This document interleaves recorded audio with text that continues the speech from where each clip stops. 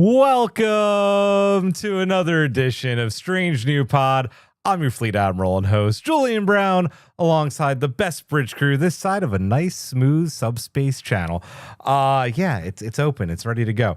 I've got Captain Hawk, I've got Predator Giraffe, I've got Captain MC, and we are here tonight for a very rare Strange New Pod AMA. Ask me anything, but really ask us anything. It is good to see everybody in the chat as well.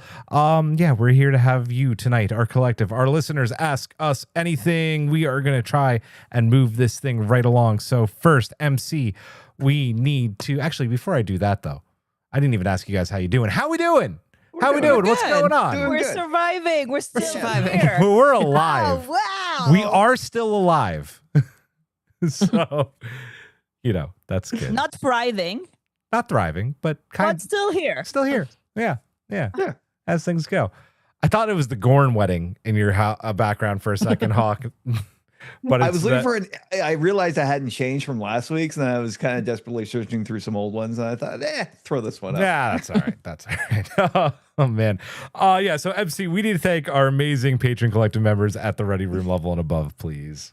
Sure. Thank you to Simon Stager, Jeff Reeve, Tallulah, Jen Stein, Tina Alexander, Joe Saporito, Noe Santos, Keng Hui, Tatako Nagumo, Fernanda Nogales, SMK, Colin Davidson, Shatterhand 2049, Jesco, Michael Graham, Emily and Travis, Maggie Light, Wayne Ritz, Scone of Arc, Sean, Jay Howard, Mehalani Uchiyama, Matt Harker, Joshua Lewis, Tara Poland, Slope 74, Rude Parakeet, Adam Sanders, Aaron W., Carl Angoli, Michael Kwan, Caitlin, Elizabeth Dean, Jim McMahon, Sedano 317, Puka Hair, 3 Fries Short, Kate Tip, Tripping the Read Alert Over a Pineapple, Sean Manning, Asher at the Bat, Chris Waterman, RHCB, Martin Simpson, Norman Buckwald, David Prime Hildebrand, Taryn J. Robinson, Rob Grinner, Eric the Red, Trouble, Jamie Roberts, Honeyberry, Paul Taylor Pitt,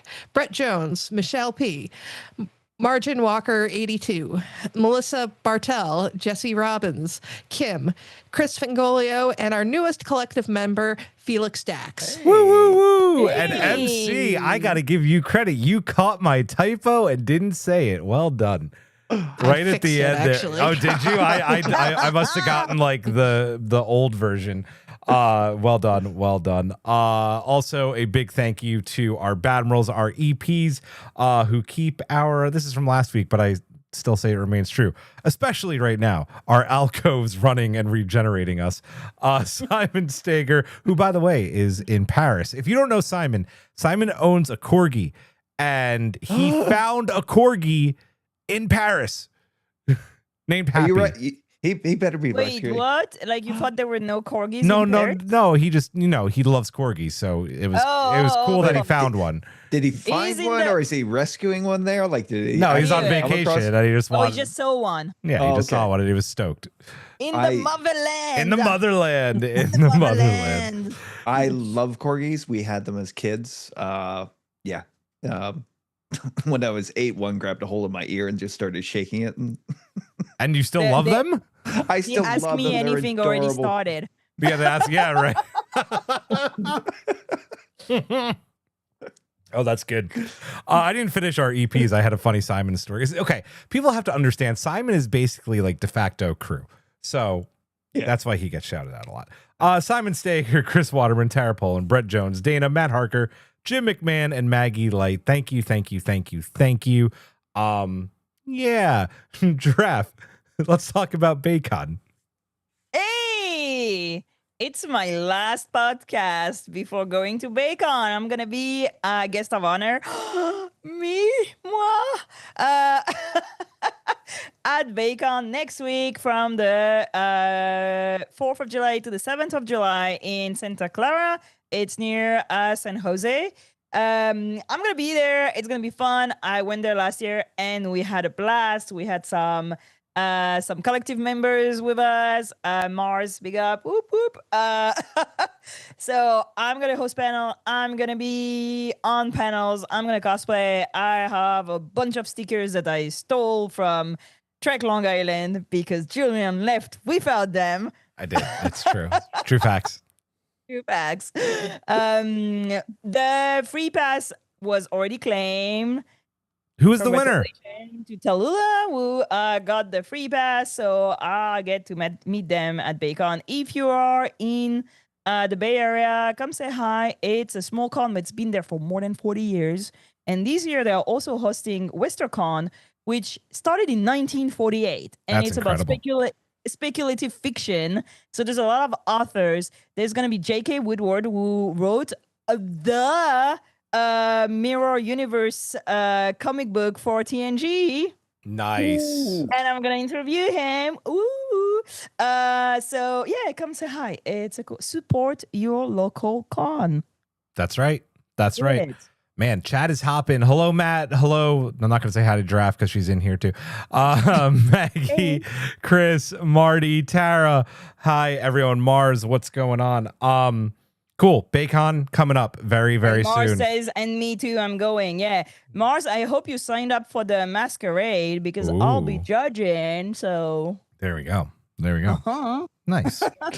I mean, you're Hey, always Amy's in the judging, but chat. this time it's official. Always I'm judging, but always yeah, judging, right? yes. Well said, MC. Me, I'm not judging, but Always judging. Always judging.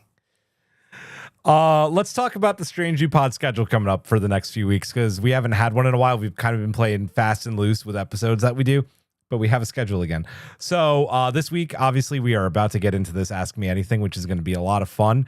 And then next week, I know MC is kind of stoked about this one. Sorry, Draft, you can't be here. We'll do another one later down the line. Boldly Going. What does that mean? We are exploring the rumor, the ongoing rumor that feels like it's probably going to happen at this point. Akiva Goldsman, the co-showrunner of Stranger Worlds, wants to keep doing the original series. So we're going to talk about all the different possibilities of where Strange New Worlds could pick up. Could it be kind of a reboot of the first few seasons of TOS? Could it be after Turnabout Intruder? Could it be after the animated series? Or even could it be the 5-year mission Kirk took after the motion picture? There's a lot of things to talk about with if this is going to happen or not. And I think now is definitely the time to talk about it. Dress like, God, no, please don't do it. life after Turnabout Intruder is like quite a day. Like, I'd have to, no, you know what? I'm not even going to be mean to William Shatner. People were mean enough to Shatner. Me? No, Never. me. Oh, okay. So that'll be next week, and then the week after we actually start we're doing both seasons of Strange New Worlds since it's been 2 years. Our watch along series, you're gonna have a chance to win season 2 on 4K Blu-ray Steelbook, a watch along every night leading up to the season 3 premiere, and then the week before the premiere will be our season 2 look back, deep dive, and review. And then the 17th is the premiere of Stranger World Season 3, Hegemony Part 2, as well as Wedding Bell Blues. So no, we are not doing a double episode that Thursday because I don't know if Giraffes watched the second episode yet. And Hawks only watched one. No, MC I've watched knows that... 3 episodes. Oh, you have? Okay, so then 3 the episodes. 3 of How us do I know... that I'm Yeah. not... No spoilers, obviously. But the 2 episodes are like 2 completely different moods. You cannot... Night and day. You cannot Mhm. review them together. So we'll do the premiere review the Thursday it comes out, and then we'll do Wedding Bluebells that Monday. So yeah, we'll have kind of But 2. when will we do Wedding Bell Blues? That's what I just said. Monday. You said Wedding Bluebells. Did I? Blue balls. Blue balls? Are we doing a blue balls episode? I'm not even going to edit that out because it's too funny. Wedding Bell Blues on Monday. That's what we're going to do. Can I be a terrible person and add something that I totally forgot to say? No, you can't add it. I'm sorry. Your time is past. No, I'm kidding. What's up? No, I just forgot to say that Amy is going to be at BayCon too. No, you mentioned that, didn't you? I thought you did. I didn't. I don't Oh. think Amy is coming and is going to be in charge of the space and STEAM panels. And also Jessie Gender is going to be joining BayCon and is going to show her movie Identities. It's a good occasion for you to see it on a screen. Nice. Good. Now I'm gone. Sorry. Are you I got sure, excited. though? Are you sure? I got Are you excited. sure? I was like, ah. Amy's doing an X-Files panel. Did everybody see the X-Files Lego set they just announced? Yes, It's I just so I fucking posted that to cool. Brittany and Eric on our didn't. chat. Oh, it's awesome. Oh, it's awesome. The top half is from the first episode when Dwayne Barry is being taken by the aliens. So it has a really cool look, but it's like cylindrical. So underneath is Mulder's office in the basement. So cool. Karen, I showed Karen and she made a lot of noises. Well, I know what I'm going to get Amy for her birthday. Yeah, I know what I'm gonna Karen for Christmas. So we are so off track. That's okay. That's what we do on this show. The schedule's done. And then go to our store, buy our merch. No one's bought anything since like we launched the store. We have cool merch, guys. I need to figure out how to do it. Just call me. The strangenewpod.bigcartel. I'm not wearing it because it's in my dirty laundry. I'm sorry, but we have awesome merch. We're going to be releasing some Strange New Worlds shirts very soon. Go buy stuff. Yeah, strangenewpod.bigcartel.com. We have Pride shirts. We have a lot of other cool shirts that I can't. Captain shirts. The new Captain shirt. We're gonna put some oldies up there, like the Disco NASA shirt, very soon as well. So yeah. So go strangerpod.bigcartel. I'm gonna say it one more time. Do it. Go. Not now, because we gotta do the pod, but after. I think it's Ask Us Anything time. Yeah? Oh boy. Yeah? Yeah. All right. So before we go any further, just to get this out of the way, we have a shit ton of submissions from our collective on Discord, which is great. That's what we wanted to do. Those submissions. Because they never talk to us. Ever. Like never. Ever. We are going to give those priority. We're going to go through those first. And then there's a break where we will see if there's any Ask Us Anything in the chat, and we'll see. And then if not, we're going to keep going. We have a whole nother, we're doing 20 questions basically. Yeah, it's going to be fun. So without further ado, let's do this thing. We have our first one, and it is from K-Dubs, one of our Badmirals, who asks, did you think the podcast would grow as much as it has? Nope. No. Well, Julian and Hog, that are like founding members. Because Yeah, that is true. additions. Like, Yeah. what did you think when you started? To be honest, I approached it not expecting anything, not really wanting anything much out of it, other than the chance to just kind of get on mic and talk about Star Trek.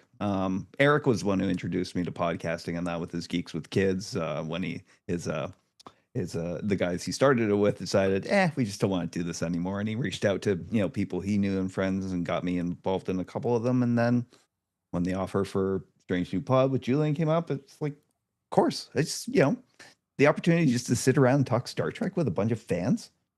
Like, really, that's as much as I've really wanted out of it. And everything else on top has just been gravy. Gravy. I like that. Yeah. Gravy? Gravy, yeah, gravy. That's a thing. Yeah, Oh, gravy. like Yeah, food. like Wow, it's all okay. gravy, baby. Yeah. Yeah. No, not a fucking not like ever. Not a chance in hell this thing would take off. As everybody I think in the chat and we know, the Trek podcasting sphere is oversaturated. And I was just like, you know what though? I'm gonna have fun with it. It's gonna be cool. And I will say this every time the question kind of comes up like this. So much of the credit for how like much it grew has to do with Eric being a bug up my ass about two things. And that was doing a live show. I think that really was like a big part of it. Like, let's do live and let's do video. Because I only wanted to do audio too. So let's do live and let's do video. And then I really didn't want to do a Discord. And he goes, let's do a Discord community. Trust me. and now Giraffe's a host who was, like I the was first person Discord to member. join the Discord. So no, 1st of June 2020. And then she dragged me in. and then now I'm here. And Yeah. I feel like the pod has grown a lot, even just in the time that I've been It here. has. So yeah. Well, what do you Yeah. think? Yeah. Talk about that. Well, I think that for me, what was really surprising is the opportunities that the pod brought to me. Like, I always thought, well, I was a patron and I was a listener, and I always thought the pod was super cool. So when I came in, I was like, oh wow, I'm a big girl, But what surprised me the most is like, hearing, for example, Tony Newsom telling me, I listened to the podcast. And I was like, holy shit. That's where I really started understanding that, well, voices matter, and that people do listen, and that when you say things and how you say things can have impact on your life and on other people's lives. So that was really weird to me. And also when people started recognizing me at cons and recognizing my voice, that Yeah. was really weird. And for me, I'm at an intersection where people know me for cosplay and don't know I podcast, or people know me for podcast and don't know I cosplay. Or I mean, maybe a little bit more, but it's kind of weird, the opportunity to meet so many people that the podcast has brought me. That I did not expect at all. Yeah. Like being in the whole age, invited by Paramount to see, Right. it's not something I'd ever thought would happen by just joining a podcast. Yeah. I mean, I think you and I kind of share that moment, right? Like in Chicago when Chris came up to us, that was the, oh shit, we've made it. Recognized my law, and I was like, yeah. what? Yeah. MC, you have any thoughts on this?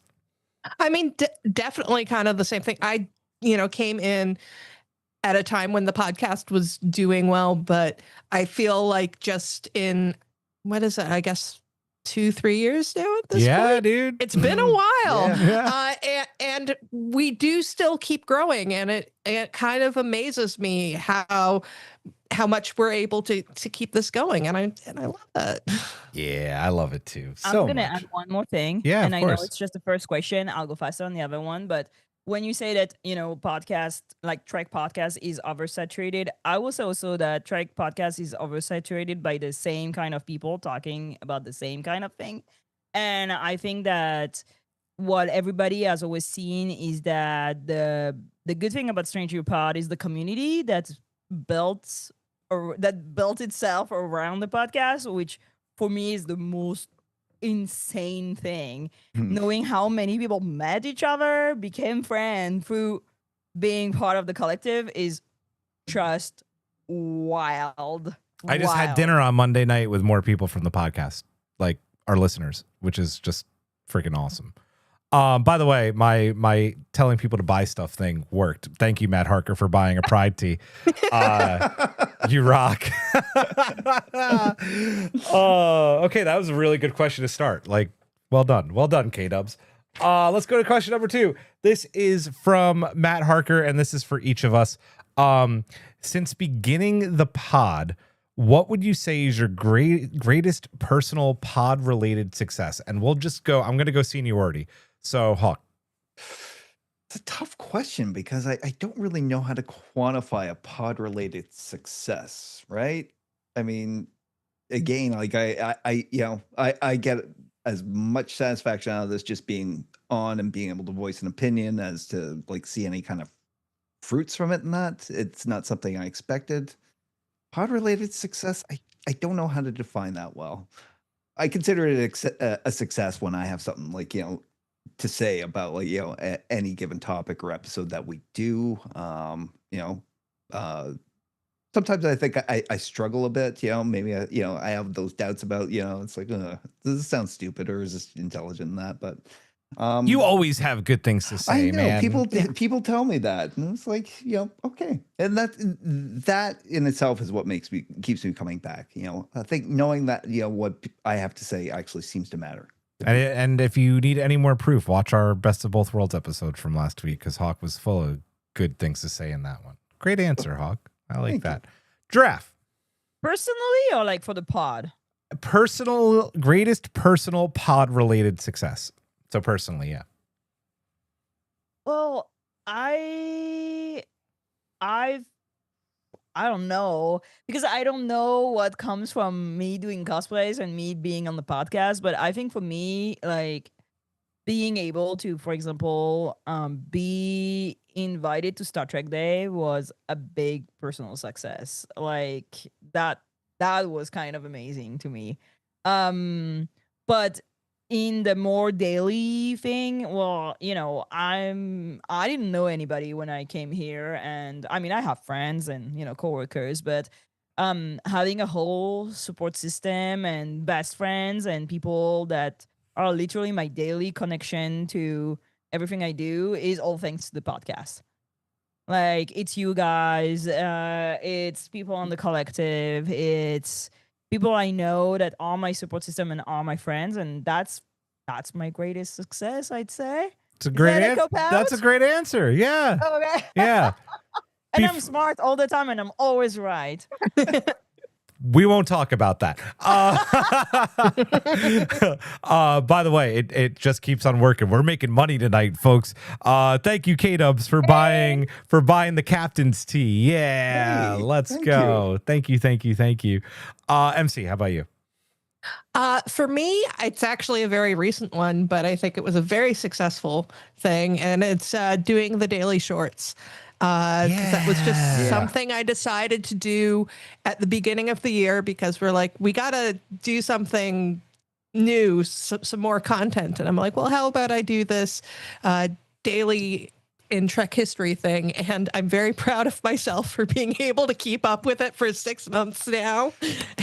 And I think it has really picked up our subscriber base. So I mean, I'm like very proud of that. We hit a milestone recently with one of them, and that has actually got 1 million views. Yep. Yep. That was one of Julian's. It doesn't matter though because we've been doing them and it's a team. It. No, Yes, you started it. You started it. Your contributions on the social media side and that, keeping those shorts going and that. I am a total illiterate as far as social media goes. I also have a bit of a disdain for it, rightly so with recent years. But you filling that role in that has really it's opened up new avenues for us. It has. It legitimately has. I'm gonna toot MC's horn really, really big right now because I don't know if you guys know, since we started, we've really ignored Facebook because out of all of our social media channels, we grew in all of the other places except for Facebook. Facebook always kind of just stayed at 300 something likes or follows. Since MC Shorts and some of the ones that have gotten multi-thousand views, and this has actually just been in the past few weeks, our Facebook has jumped from 300 followers to 3.3 thousand followers. So that's fucking MC right Wow. there. I'm blushing. Yeah. And if I can add to this, I know that we're always like and subscribe, but these numbers are very important because, for example, when we ask to have press registrations for festivals or for conventions, they ask us, how many followers do you have? How many subscribers do you have? Those numbers really matters. And depending on how many people we can show, we can get, for example, to be at Tribeca on the red carpet and being able to bring you, interviews or be, in Hall H when they reveals new Star Trek series. All this is thanks to subscribers and all the hard work. Also, MC writes articles. Yeah. All this, the podcast not being only a live show makes a real difference when we want to be able to be there at conventions, bringing you info, bringing you shorts, bringing you interviews, having guests. All this matters. Yeah. So if you don't follow us yet, and seriously, and you know what? And honestly, we chose to take a stand with X, and a lot of other podcasts did too, but we don't do anything on X anymore because of Elon. And so actually having Facebook grow like that, because that's the other big. That's massive for us. So thank you to seriously, thank you. Even if you're not listening, for watching our shorts on there, because that's just been such a huge help. So, My turn. Mine just happened. My goal for this show is, because we are a Strange New Worlds forward show. That's why we started the podcast. And my goal was to have a lot of the stars show up on the show in one form or another. And to be able to, and I have to thank Amy and Giraffe a little bit for this, because it was their idea when they started Alternative Space that we needed a press kit. And I think building that press kit one night before I got the flu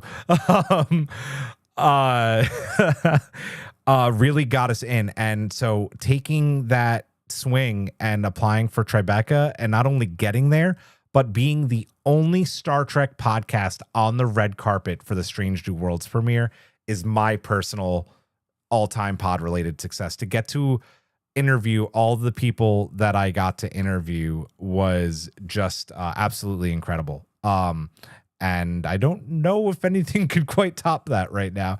I'm still kind of on cloud 9 about that. And yeah, Amy's right. The magic of marketing, baby. Marketing, absolutely. Yeah. So I will say the press kit is beautiful. thank you. Gorgeous. Thank you. Got to make sure to keep that updated too. Yeah, Julian also name dropped me here and there, but that's fine. I did. And that was fucking cool too. The Celia's response, that was so badass. But yeah, I think marketing and also being diverse voices is something that really helps the podcast. 100%. 100%. Damn, that was another good question. We got good questions in this AMA. We're going to be here until 9 p.m. We are. 9 p.m. your time. The specific time. Let's go. This next one is from Takako. What aspect or aspects of podcasting do you find the most challenging and the most rewarding? And if anybody needs to think about that for a minute, I do have answers. Yeah, go ahead, Okay. because you do a lot of work with the Yeah, I'll start. So, the most challenging is doing Eric is like our stream guy, right? Like this is his thing. Like what I'm doing right now, when he's not here, I have to do it. And it's not something that if you put a mixer in front of me and microphones, I can make magic. But video and streaming is still a little bit foreign to me. So making sure that this is all set up right is challenging for me. Editing has become challenging for me, not because I'm one of those weirdos who actually likes editing, but because I work on Friday nights now, I have to micro edit. Like back before I started my job, I actually would go and right after the pod ended or the next day, listen to the entire show and edit that way. But now I just don't have that time. So if you see me sometimes looking down, I'm taking notes, and that's how I edit the show now. I take their mistakes. No offense, guys. Live. Your mistakes too. My mistakes too. Absolutely. 100. Like I made a ton of mistakes last week. And that's how I edit, by basically like the numbers I write down in here. And if you ever go to like a show at like the Mann Center in Philly and you see like wait, don't tell me, they actually have like a team of basically what I'm doing now of editors. And at the end of the show, they have to tell the crowd, okay, you have to behave because we have to do these edits real quick. It's really interesting. So that's my struggle. Most rewarding. Damn, man, all the feedback we get. Like there's like some of my other shows that I've done have just been like crickets, and we get feedback from you guys. And we know that you're listening because you're here every week, right? So that's the most rewarding. Seeing that, seeing the numbers especially is always really rewarding, and seeing that like we keep good, consistent podcasting numbers, more in the audio than the video.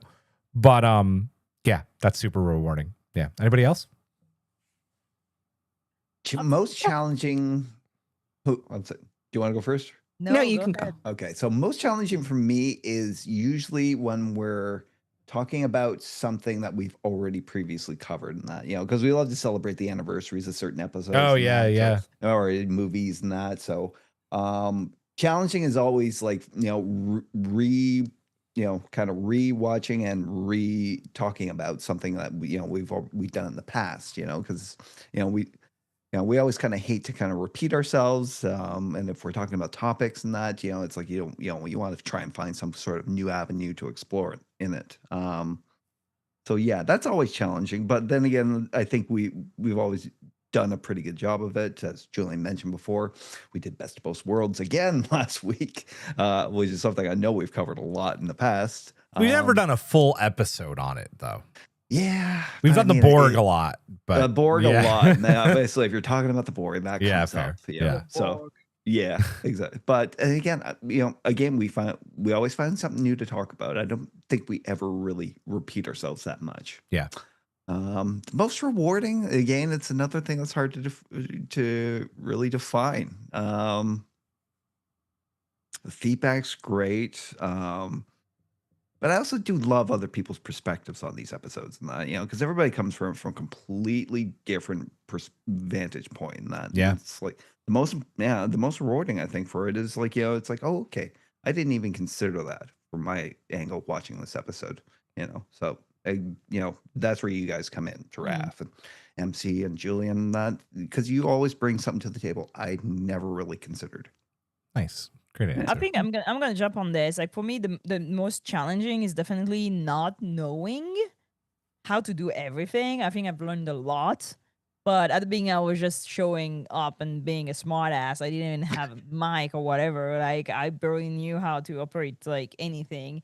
And I think that now I've learned to take notes. I've learned to not edit, but like I couldn't do my own visuals like 2 years ago, and I've learned a lot from everyone in here who have like so many talents. Like MC and Julian used to do my visuals. Like I have gained so much knowledge on something that I didn't know at all.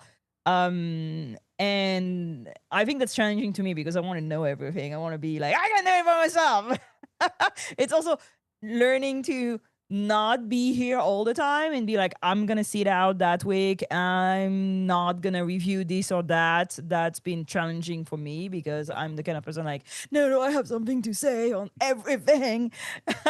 So like learning also to step back and go with the flow and not do everything all the time has been very challenging for me, but Growth. And I think the most rewarding is more in like Hawk said, or Matt very often tell me that, like, well, you said something I never considered that. And for me, it's so like it's the first thing I saw, and I'm always kind of like surprised when people tell me, oh, you totally showed me something I didn't see at all. I didn't see that thing in that way. And the teacher in me is always like, oh, very rewarding. Nice. So yeah, I learned a lot. I think we can all say that. We learned a lot. Yeah. From taking the train in New York to writing, editing notes to emailing Paramount. We learned a lot. Emailing Paramount. Yeah. Praise be.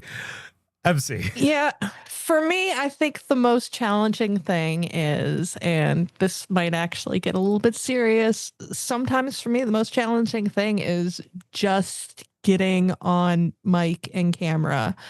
I've not been shy about my mental health problems, and sometimes for me at Thursday at 8:30, I'm like, I don't want anybody to see me. I don't have any good opinions. It's just terrible.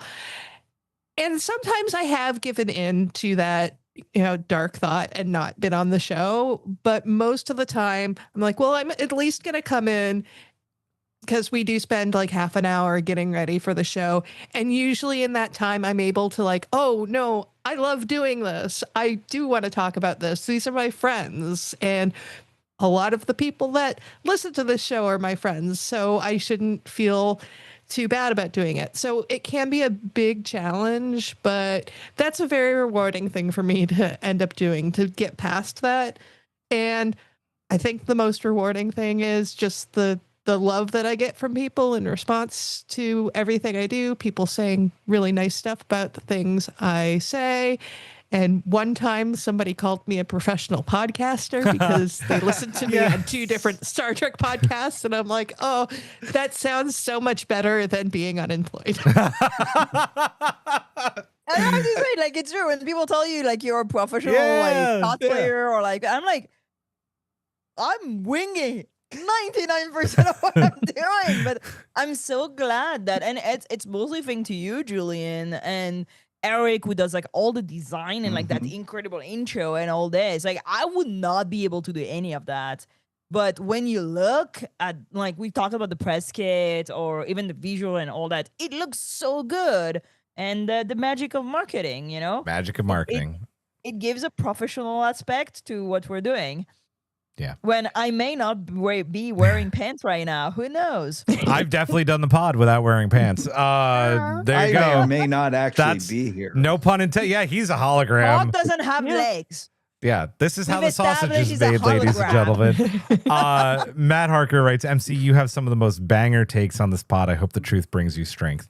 That's beautiful. Thank you. And you know, MC, you are surrounded by people who are just as neurotic as you. You just don't realize it. You know, you're in an entire community of people in that who come together in that because we all share these same neuroses. And Yep. I think that part of it is why we're Star Trek fans. What, you're telling me that Trekkies are neurodivergent? Not Never. at all. Never. And I am super proud of you because you definitely have times, and you just said it yourself, where I think you've come close to hopping off the Zoom, but you've powered through and put on a really good show. So Yeah. like mad power to you.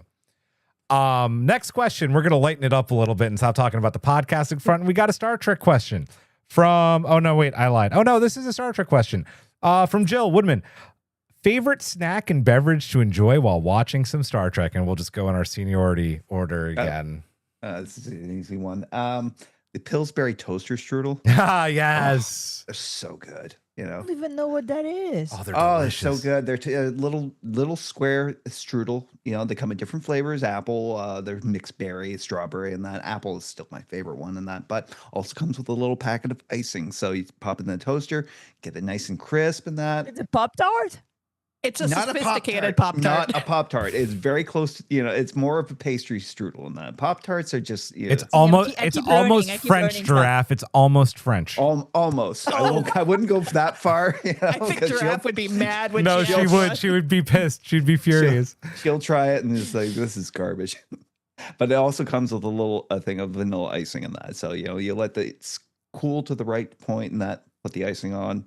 If it's early enough in the day, I'm going to go with a coffee. If it's later at night, probably a glass of milk with it. Nice. Giraffe. I usually like to watch Star Trek at night. So I'm drinking what I'm drinking now, which is a gin mule. So a Ooh. gin, some ginger beer and bitters and some lemon. That's my go-to cocktail. But I'm not a snacker at all. Mm. I don't snack. If I'm gonna snack, I may eat some cheese, and that's pretty much it. Is that a cliche? It is, right? No, no. No. But cheese is delicious. Cheese is Yeah. delicious. Cheese is fantastic. Yeah, Yeah. you know, if you want to woo a woman, just Give her give cheese. me small pieces of cheeses. Yeah. I'm happy. MC. I am a total popcorn snob. I adore popcorn and have learned how to make movie theater popcorn. Like even bought like the special like powder that, you know, tastes like butter. And so I can make movie theater popcorn, and I have a bucket, a movie theater bucket that I put it in. And I have that with a no sugar, no caffeine Coke with a little bit of vanilla syrup in it. Nice. I Okay. did not know that about you. Yes. I didn't know about the something. popcorn snobbery. I didn't love this. know she was like a You and my podcast son would get pro. along so well. Oh, that's a great answer. For me, this is before. I'm sure a lot of people in the chat already know about my diagnosis. This is pre my diagnosis. Sponsor us, for the love of fucking God. It's all I drink on this show. Liquid Death. If I'm watching Star Trek, I'm drinking Liquid Death. And I'm also more than likely having like any kind of thing that I could dip in hummus. I love hummus a lot. But I am also a notorious snacker. I have been known to just make like jelly sandwiches while I'm watching a movie or a show, which I can't do anymore. But yeah, Liquid Death, like I'm drinking Liquid Death, or I'll make, I don't drink beer when I watch Star Trek, which is really weird. I like Giraffe. I will make like a cocktail or something along those lines, or like a glass of wine. So yeah, I'm kind of a bougie Star Trek snacker. So Cocktail is the best to drink. I mean, like I like liquid sponsor cocktail. us. Yeah, liquid death. Sponsor us. Do it. I sidetrack, sponsor. but I'm absolutely obsessed with the Gilded Age, which is a series on HBO, and they just started their new series on last Sunday, and I am doing a 1880s cocktail every week to Ooh. watch the show. That's where I am. Nice. Love it. That's a great question, Jill. Thank you. We have another Trek question. This one's from Dana. Favorite and least favorite character across the entire franchise and why, Hawk? Oh, you know my favorite, obviously. It's Picard. It's a guy I grew up with, you know? Yep. Yeah, it'll never not be Picard. You know, it's like there's been so many great captains down the line, and they've all been like so different, and they've all had their own style. And you know, I love them all, but it's always Picard. Least favorite character down the line. I'm gonna go with the safe route and say Neelix.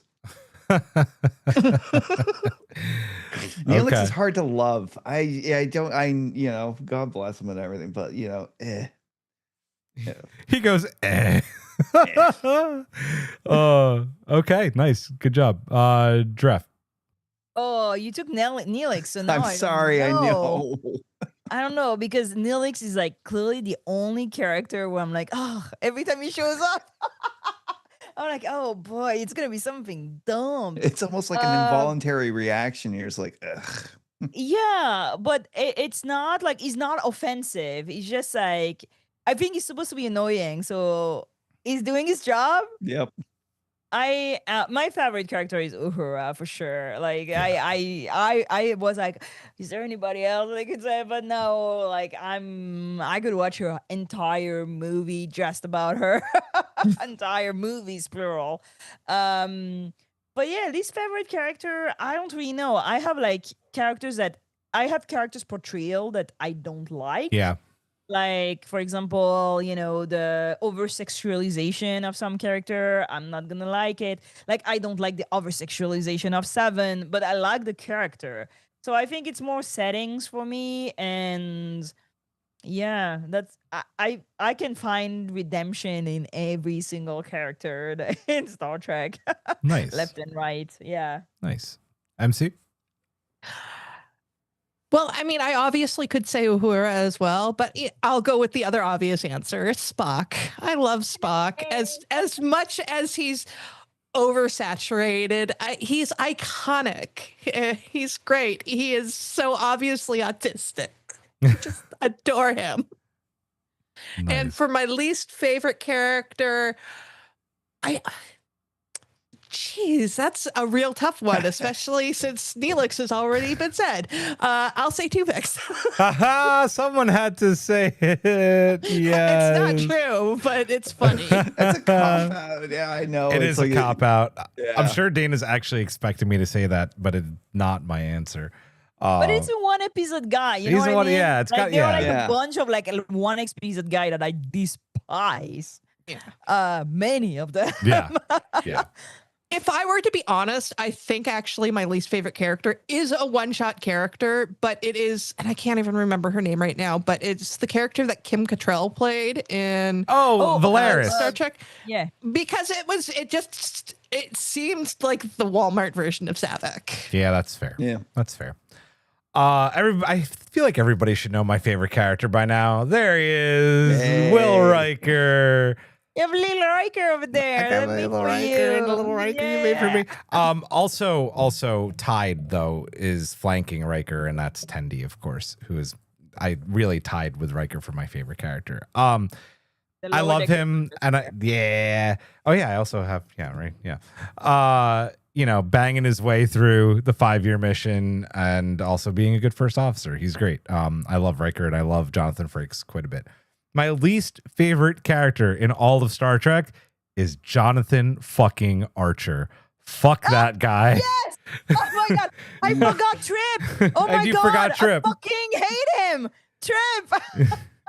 That's how much you hate him. You don't even think about him anymore. Sorry, Julian. I don't think about you. Archer is the worst captain in Starfleet history.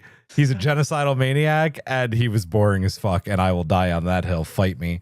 Yeah, Jonathan Archer. I can go a full episode explaining why the fuck I hate Trip Tucker. I fucking hate him. I hate him with the fire of 1,000 suns, but I forget that that Enterprise exists. Would we lose our status of being a good podcast if we just did like a hate fuck episode of Enterprise sometime? Oof. There's a lot of things I like about Enterprise.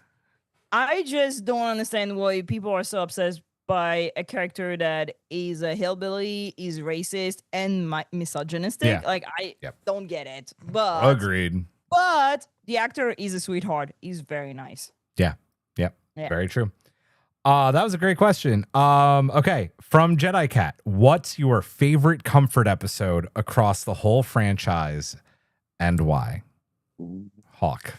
Okay. I was kind of thinking about this, and if I had to go back and purposely rewatch episodes, I don't know if it's just one, but they do have kind of a connective theme. They're always from TNG, but like comfort episode would be Conspiracy, Schisms, and Schisms is a comfort episode? I love that episode so much. Oh god, because it's just like it was the time it was born. It was like the X-Files and everything. Was interconnected and that, and like how awesome is it that there's an alien abduction episode in okay, fair, in a Star Trek franchise, awesome. and it's an awesome one too.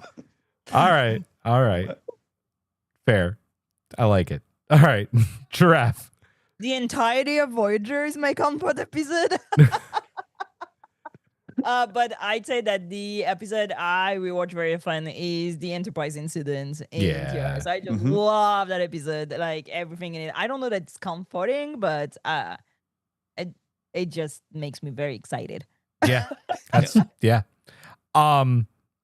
This is funny because we just did our whole a couple of months ago. We did our favorite episode series, right? Those are our favorite episodes. But if like there's an episode that I'm just gonna throw on because I'm in a shit mood or I just really want to enjoy some Star Trek, it's always gonna be Defiant from DS9. It's got everything I love. It's got Will Riker, who's actually Thomas Riker. It's got the Defiant. It's got Kira. It's got like there's this great arc where Cisco and Gul Dukat maybe like understand each other for like 15 minutes. It's just a great episode to just watch over and over. It's a little fucked up. There's maybe some like, sexist shit in there, but it's still a really fucking great episode of Star Trek, and I adore the hell out of it. If you don't know it and you haven't watched it, I'll just premise it by saying Thomas Riker steals the Defiant, and that is all you need to know. It's fucking awesome. Oh, did I skip people too? You did. You skipped me. I skipped someone. That's a podcast thing. No one asked us about who when I choose to skip. MC, you're our skip tonight. What's your favorite episode? Well, not my favorite episode. Sorry, it's a your comfort episode. 3 of them: A Piece of the Action. Oh yes. Okay. Trials and Tribulations. Right. Good one. And I Have No Bones and I Must Flee. Great choices. Great one. Fantastic choices. Great choices. I have no bones yet. I must. Yes, Moopsie. I love that draft. Like legit put in the chat. Let's see if he skips MC, and I did. I was like, is he just answering to me, or that's what I was thinking? Yeah. I was like, I think it started. I was being very Canadian. You were so Canadian, and just that was glorious of you. Thank you. I think it started as me answering Giraffe, and then it just went into full me, giving my answer. I just have to say, like, these questions are all fantastic so far. Good job, collective. Our next one is from Dave Prime, who asks, out of all of New Trek, what is your standout episode and why? Hawk. I was thinking a lot about this, and this might be a weird one, but Vaulting Ambition from season 1 of Discovery. Which one is that? That is the one where we find the big, the turnabout when we discover that Lorca is actually, it's like, I don't know if it's anybody's favorite from that season and that, but like for me, it was, I voted that my like number one like series of 2017, and that was over Twin Peaks: A Return. When I talked about this with Eric years ago, and that there was a lot I really loved about like the first season of that episode though, when Lorca, who had always seemed a little dodgy in that, turned out to be like from the mirror universe, and it made me realize why Jason Isaacs was the best casting for him. Oh yeah. For real. For real. Yeah. Yeah. He's also so hot. So he is really hot. Yeah. And these kind of people were like hot and you can't really, like, you can't explain why, but if you had to say before seeing these people, you would never go for them. But then when you see them, you're like, yeah, he's hot. He made the disco uniform look really good. Dude, and we know how hard it was to make the disco uniform. Like, you had to have a banger body. Like, Yep. not eat, not pee, not fart, like nothing. You know what his hotness is? It's dangerous hot. Because like my first interaction with him was the series Brotherhood. Okay. Yeah. Oh yeah. Dangerous though. Also, I think my first interaction with him was The Patriot. Oh yeah. Yeah. He plays a great villain all the time. I think mine was Harry Potter. I was gonna say That's a lot of people's, right, with him. Mhm. But like, if you ever want to see like just how much of a great actor Jason Isaacs is, watch Brotherhood. 3 seasons. While long. I've been Yeah. cleaning up, I actually found an action figure of Jason Isaacs playing that character from the Wizard Boy franchise, and I'm like, do you know what? I think I'm gonna make a custom Lorca action figure. Nice. Hey, that's a good move. I like it. It's a really good sculpt. Nice. That's not always the case. Giraffe, how about you? New Trek standout episode. Well, I think it's If Memory Serves.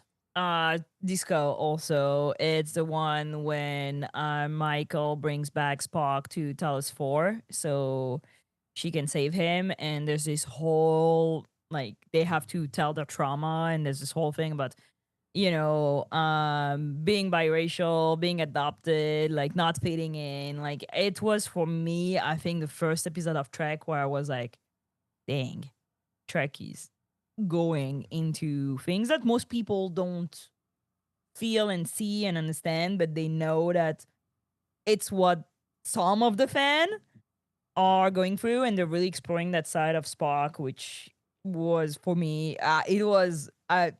it's an episode I cry every time. Like, right now I'm talking about it, I'm like, I'm being worked up. Like, but it's it's an episode that I watch very difficultly because it strikes me so much and so hard. But yeah, for me that was a turn, and it's season 2, which is an incredible season. I know a lot of people hate season 2 of Discovery That for makes no reasons I sense. don't understand, but best Spock portrayal for me of anything Spock. Ethan Peck did such an amazing job portraying like that sibling relationship, which is always so hard to portray, and all these internal struggle, and it's, for me, that was a turning point. That was like, wow, that show And is super hot in the beard. so hot. And like normal bangs, what the fuck? Like, Oh I'm my sure, like, we God. had this conversation, MC, that his sister was the one cutting his hair. That's why he looked good, and now he can't look good. But for me, that was really sorry, a moment where I was, Star Trek is not just. It was never that silly space show for me, but it was like that's still advancing towards trying to talk about things that maybe don't resonate for everybody, but will resonate for some people. And that's an incredible episode. And Great also choice. like very TOS. So Yeah, very TOS. let's go. MC. I've been thinking very hard about this, and I do think I've finally figured it out. Crisis Point Rise of Vindicta is it for me. It is such a perfect Lower Decks episode, and I think it's the episode that really made me fall in love with the series. It's just, it gets Star Trek. It's like, here is all of the references to everything Star Trek, but then also having like this fantastic story, like this emotional stuff with Mariner and Boimler finding out things about himself and about the crew. It's it's just it is a very layered episode and is fantastic for cosplay opportunities. Nice. Good choice. Very I don't good know what choice. you're talking about. Neither do I. I had to give this up until literally like the second thoughts, because at all day I was thinking, you know what? I'm going to say Elysian Kingdom, but no, because I mean, listen, I can't not cry anytime I watch that episode, but like, no. And then I was thinking, well, Unification 3, because that's another like big one for me. True. But Yep. an episode that I will not shut the fuck up about, that I love and adore and I think does stand out, will always be Caves. Caves. That's a good one. I love it. Lower Decks. It's Lower Decks. Like, Yeah. Lower Decks is just a thing of beauty, and Caves is a beautiful, hilarious, just dare I say, I think it is the best episode out of all of New Trek. Like, I just really, I could watch that episode over and over and over and over and over. Like, it is a fantastic episode of Trek. Like, But that's interesting, like, because a lot of people always ask you like your favorite episode, and I mean, like, I took the question as a turning point. yeah, Like, when I was like, oh, starting that episode, I Right. was like, oh, there's like something else. But yeah, like, I think I'm like you. I cannot have one favorite episode. It depends on what Yeah. I'm aiming to. Like, Elysian Kingdom is a gorgeous episode when I want to see something beautiful, Yeah. when I want to watch, But yeah, it's a complicated it question. is. man. Yeah, it is It a is. complicated question. It really Because is. it's not really, it's not, put in, standout favorites. It's a game. It One is. of those nebulous Yep. questions. This one's from Mars. For all of us, what is your microphone and why do you like it? And if you don't like it, what would you get? Can Hawk. we answer that Julian got it for us? and we- You can. I was Yeah, gonna you say, can. yeah. Yeah. Julian got it for me. I don't know. Okay, I'll answer for everyone except Hawk, because Hawk is the only one with a different microphone. Yeah, I got a Shure microphone. My brother picked it up for me like a few Christmases ago because, after all the podcasting and that, and he's like, well, he's taking this really seriously and that. So he actually spent a bit of money on it. It's a great one. It's both digital format, but also has XLR inputs and that. So you can go analog with it. And yeah, it's a solid, it sounds great. More digital features than with if you have the XLR feature and that, you can adjust volume and everything on it. I wouldn't change this. This one's been working great. Sure is like a trusted company. They are. Yeah. Yeah. So yeah, absolutely great. Julian, answer for the women. Yeah. here. So for the rest of us, I know Eric has a Shure mic as well. He has the fancy Shure mic that like professional podcasters use. Yes. Professional podcasters also use these mics, which is the Rode Podcaster. It is just the Rode mic. It is the direct competitor to that Shure microphone, and it is I think 75% cheaper. It is. That's one thing I love about it. This is a $100 microphone, and the Shure one is like a $279 microphone. Yeah, I know. I'm also a Rode whore, so I will just buy any Rode product that there is. But when you look at it, does it have all the bells and whistles of a Shure microphone? No.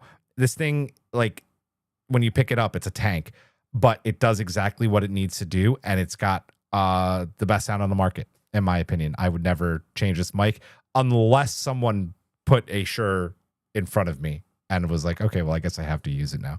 So that's what we use. And if we get new hosts, like when Draft is joined and when MC is joined, I've bought them Rode Pod mics for us. So And You bought it for me and sent it to Giraffe's house because I was visiting True. her that's at true. the time. That's true. Yeah. Yeah. And Yeah. it's what the money of the Patreon also help doing.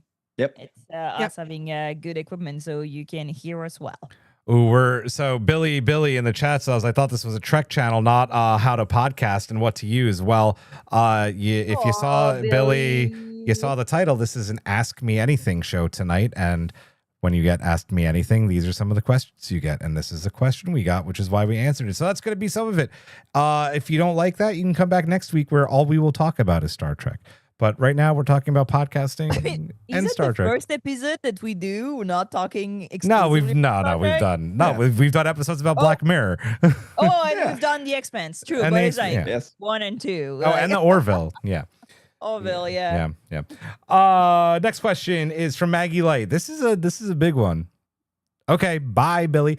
Bye, Billy. Bye, Hey, Billy. peace. Using the example of TNG rescuing Scotty from the transporter buffer, or Boimler and Mariner portaling into Strange New Worlds, pick one character to appear in another series for a single episode. Who would you pick? What series would you guest star them in, and why? Let me know if you need me to repeat that.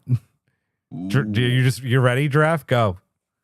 I want Michael Burnham to show up in Strange New Worlds. Yes. Yeah. I need Spock to have closure, or maybe not. I don't know. I need something to happen. But I love the idea of shows, bleeding into each other. I think it's just phenomenal. Every time that when Discovery did a reference to the hot bananas of Lower Decks, it was high of my day. Hot banana. I just love, because it just weaves a whole universe together. So I would say that, or somebody from Strange New World to show up in the Academy, like something like this. I need something to happen between these shows. Yeah. I think what you're trying to say is you want Michael to slap some sense into Spock. 1000%, my man. Yes. I guess we're just going by hand raising order. Anybody got the next one? Spock, you got something? Not yet. No, this is the hard one.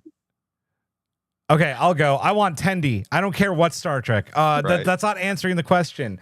Yeah, it would be great if Tendi got like transporter buffered into like the 32nd century and just geeked out over all of like the new tech, right? That would be just so Tendi, and like the science of it all. I think that Tendi with the Disco Crew could be really fun. You know, I want a live action Tendi. I want a live action Tendi so bad. I know. Yeah. But I would paint myself a lot as an Orion. Bring me more Orion, man. Yeah, no, that's true. I would love some of the Prodigy crew to come into live action just to see the makeup. I would love to see Dahl in live action, or even a Valna Cat in live action. Man, I'd love to see a Valna Cat in live action. Yeah. I'd love to. Yeah. Yep. I mean, I think probably the best transition would be Ella Purnell if she, for her to do a guest spot. I just watched a really cool video of her recording her lines for Arcane. It was really cool. Yeah. So pick one character from, put them in another I give series. 2. Come on. Yeah. I've got one, and actually people will probably not even be surprised by it. I want Kelvin Spock to appear on Strange New Worlds. Okay, but that would be... If we're going to have too many Spocks, then I want both Spocks together. The night of too many Spocks. Bring it in. I like it. I'm here for it. So All right, Hawk. I'll go with an oddball answer. We all think cast regulars in that, but like pick one character to appear in another series. What if you if you could drop lore into another series through something about, just as a single episode in that, it's just like, to screw with like, the Lower Decks crew, or, somehow get him into Discovery. I mean, Soong-type androids were still there. We know that. And Brent Spiner knows where the bodies are. He knows where the bodies are. They have to have him in the Academy. They have no choice. They're doing fun stuff with lore in the comics right now with the Defiant series. Yeah. I think you'd like those, Hawk. You should check them out. Well. MC, you have a question for Matt Harker in the chat. Who's sexier? Quino or Peck? Yeah. Quino, honestly. Yes. What kind of question it is, Matt? Come on, you know us. That was very matter of fact. I like Ethan Peck, but I mean, like, I'm not totally in love with his look as Spock. I mean, I like it in Discovery, not so much in Strange New Worlds. Just the hair and the everything doesn't really work for me. And Ethan Peck is a baby compared to me. But Peck does have the voice, though. He does Peck have has the the voice. Yeah. But he's not that young. What how is he? Like 37? I think he's like, yeah, he's younger. Yeah. Yeah. Did I go? Disagree, Peck. Well, we I don't said care. Tendy. Yeah. Yeah, Matt. All right, we've got one. We've got one from Tara. This is for everyone. This is a loaded question. What are your plans for Strange New Pod after Strange New Worlds ends? And what are your goals for the pod, your audience and sustainability? What has worked and what hasn't worked? We're starting with you, Julian. Yeah, that's a question Yeah. for you, Julian. It is. So this is actually something that we briefly talked about right after the cancellation. I got a little bit emotional about it, or renewal / cancellation. It's also something I've talked privately, Giraffe, because these are things that like go through my mind. The more I think about it, the more I'd really want it to be the collective's decision, because you drive so much of our show at this point. I think what I've decided, which I don't think will come to a shock to these guys, is, well, obviously, go through Stranger World season 5. I'm assuming Academy will be on. So as long as there's new Trek on TV, I think we will keep going. I gotta say at this point, I wouldn't be shocked if Akiva and Paramount announced the TOS show. And if that happens, we would absolutely keep going into that and review that, because we have to. Yes. I will say that if Strange New Worlds ends and Academy ends and doesn't get picked up for a third season, then, and there's no new Trek on, we'll probably come up with our decision, run it by you guys, our listeners. And if you say, no, keep going, then, we'll figure out ways to fill content. We might not be every week at that point. But at this point we have 2 years, right? We've got a while to go still. This show's not going anywhere unless I drop dead, or any of these guys drop dead, Knock on wood, please. Please knock on a lot of wood. Yes. But no, we're not going anywhere. As far as what your goals are for audience, we're actually about to hit a big goal again. Thanks a lot in part to MC. I wanted to hit 2K subs on YouTube before the end of the year. We are at 1.96. So if you know people or you're in here and you haven't subbed yet, sub.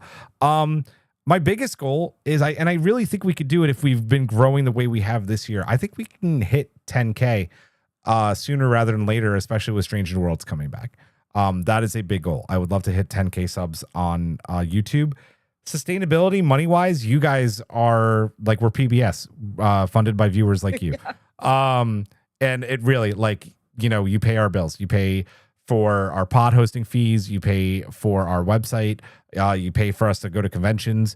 You guys do a really good job. So as long as we keep maintaining that, we've always been somewhere around that 60 Patreon mark, and that does it. We make $300 something a month from that, and then we're actually making money on YouTube now.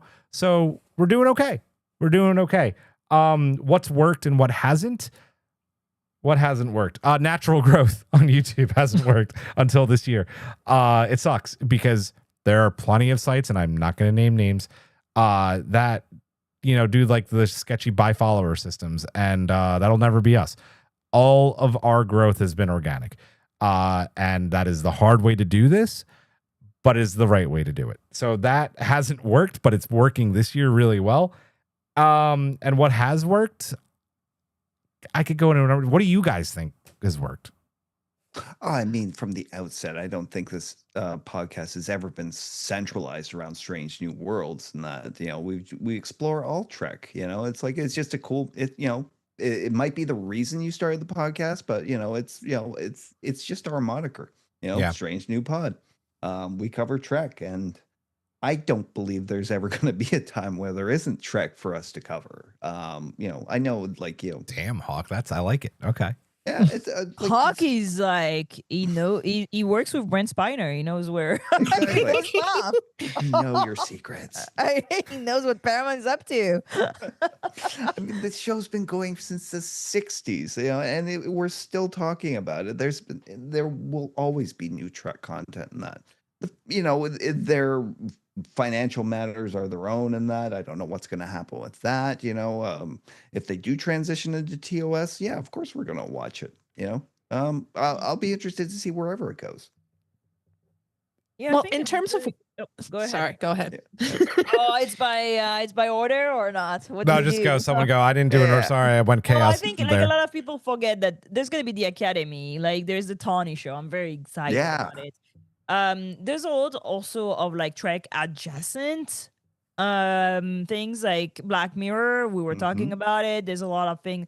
There's not only TV Trek, and I know that people are very excited about like Trek is TV, right? But there's a lot of like great comic book being written in IDW. Like those are so cool. Really good. And there's a lot of books being written. Like we interview authors all the time. There's a lot of tracks still going out. So, and we have not had a movie for a long time, but the Academy is just there. It's coming out and it's going to be for 2 years. Yeah. And I think everybody's like, oh, it's the end of Stranger World. It's the end of Star Trek. And I'm like, people were saying the same thing when TOS finished. And look at where we are. So, I am really excited for the next shows. Like more than anything, I'm really looking forward to what Star Trek is gonna do next. And we have all those things like the Friendship Days with Doctor Who. There's so many initiatives around Star Trek with Trekkies. But also at one point, life and things happen, and we don't know. Doing this every week and going to conventions and flying in and flying out is a lot of work, and you don't know what life is going to give you. So, I'd be sad right now if we'd stop, but I know that maybe it would come a point where I'd be like, hey, I want to do something else. It's time. And Yeah. then also Yeah. why, You've got a taste for it now. You can't go back.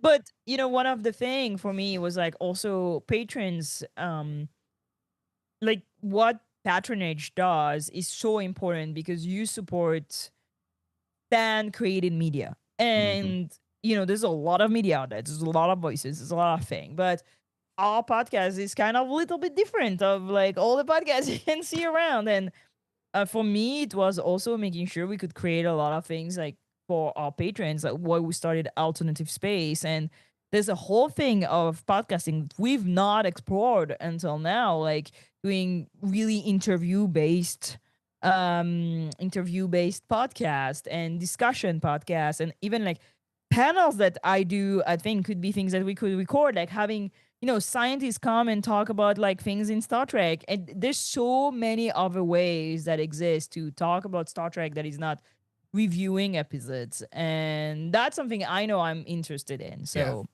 nice. Yeah. Yep.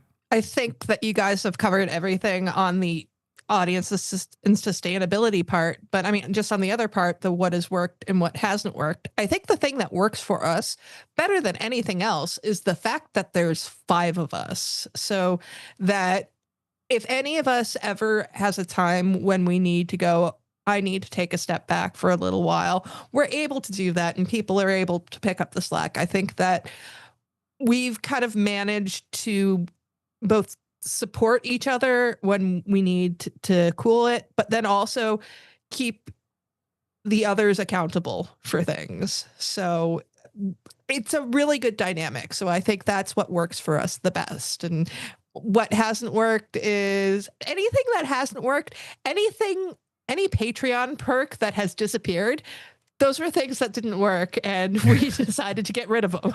It's a great, honest, and brutal answer. I love that. Well done, MC. Well, also like everywhere, like you guys are in Canada, I'm on the West Coast, you're on the East Coast. Like that is It's a challenge. strength for us. Yeah. But it's a strength. Like we're able to go to New York Comic Con, we're able to go to San Diego Yes. Comic Con, we're able to go to Los Angeles Comic Con, we're able to like left and right, like premieres on the East Coast, premiere on the West Coast, like, and we're also willing to do this, which is money, time, engagements, energy. But yeah. One thing I know that we'll definitely do if we have lulls, we've talked about doing it, is we're gonna do the animated series at some point because I've never watched it all the way through. I'm gonna do it. Yeah, Oh my God. that'll definitely be a thing that we do. So it's just when I'm looking forward to it. We have On a question on drugs. Yeah, I have my gummies. I have to figure out if I'm allowed to take those still. From Cornelia on Insta from Germany. This is one of our listeners who's really active and follows us and interacts with our stuff on Instagram a lot. She's from Germany. Hi, Cornelia. It is great to have a question from you. Any actor you can't wait to meet in person, and what question would you ask them, Hawk? Oh, I mean, you know the one I want to meet, but it'll probably Never say happen. never. I know. Yeah. I would, yeah. If I could meet Sir Pat, that would be like, you know, the dream come true. And that the question I would ask some of that's hard. I mean, what would I ask him? That's a hard question. It is, you know. You know, I've met him, right? Have you? I've met him too. Yeah. Did you? Yeah. At Star Trek Day in the green room. Nice. How long did you get to talk to him? Nothing. I didn't. I was being in the makeup chair. Oh. But yeah. I would probably ask if he had any initial regrets about the role, you know, Good given question. that, yeah, you know, given like, you know, like with Jim Kirk and William Shatner, how you become so kind of like identified in that role, and that like, you know, people don't really view you as a serious or viable contender for other work, which I think is a pitfall he managed to avoid. But, you know, I would definitely like his thoughts on that. Nice. Awesome. Giraffe? Is it when I tell my Zoe Saldana story? Sure. Yeah. Yeah, it is. Briefly, quickly. Yes. Okay, sorry. So, long story short, I was at a place and there were a bunch of people, and somebody was like, "Hey, oh my God, this is Zoe Saldana," and I was like, "Holy shit, she's the only Uhura I've never met," and I was freaking out. I was so fucking like out of my mind. And long story short, everybody gaslit me, like everybody, that it was Zoe Saldana, and I was like, okay, I'm gonna be a big girl and I'm gonna talk to her. And I went to talk to her, and long story short, it was not Zoe Saldana. So Zoe Saldana would be my Oh yeah. Oh my God. It's so good. And I know I've told the story to Julian. I don't know if I told the other people, but that was absolutely insane, because I was like, "Are you sure?" And everybody's like, "Yes." And everybody was like, "Yes." And then I was like, "I don't think it's her. I don't think it's her." And I had to ask confirmation from Rod Roddenberry. And See, I never heard the second part. I heard the first part. I need to tell you the whole story at one point, because Julian was like, you can never tell the story. And I'm like, I will be honest and I will be true. I like that you were honest about it. I've been gaslit. Everybody was like, "Oh my God, this is so Saldana. Oh my God, this is so Saldana. Oh my God, this is so Saldana." And I was like, "Oh, hello, I want to talk to you that I really like you in Star Trek," like being like a dumbass. And it was not. Anyway. So my answer is I still need to meet Zoe Saldana at one point or another. I have no idea what I would ask her. But why do you have a doppelganger, and why does everybody think you're her? The fuck? Everybody has a doppelganger in LA, man. Everybody. But I think I would just like to bond over being Trekkies, which it has been the thing that I've loved doing the most. I've met a lot of actors that played in Star Trek, and it's always so cool to bond with people who were Trekkies before being in Star Trek. Nice. Love it. MC? My answer is complimentary to Giraffes and also not surprising. It's Zachary Quinto. Knew it. I went. Yep. Well, I went to Las Vegas one year when he was supposed to be there, and he didn't come, and it broke my heart. And then the next year when I couldn't come, he did come, and that broke my heart as well. So yeah, I never got to meet Leonard Nimoy. I've got to meet all of the Spocks. I did meet Nichelle Nichols briefly, so I feel not as bad about Uhura's. I still need Zoe Saldana, but that's going to be a tough one, I think. I'm like, in LA, I can. I feel I can. I think at one point or another. But as for what I would ask Quino, it would probably be a question about his friendship with Leonard Nimoy. I like it. Nice. For me, mainly because I think he's the only part of the main cast that I haven't gotten to yet.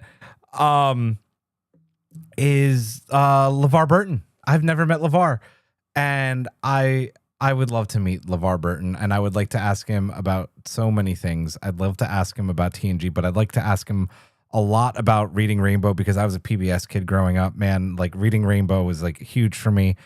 That man is just an icon, for so many different reasons.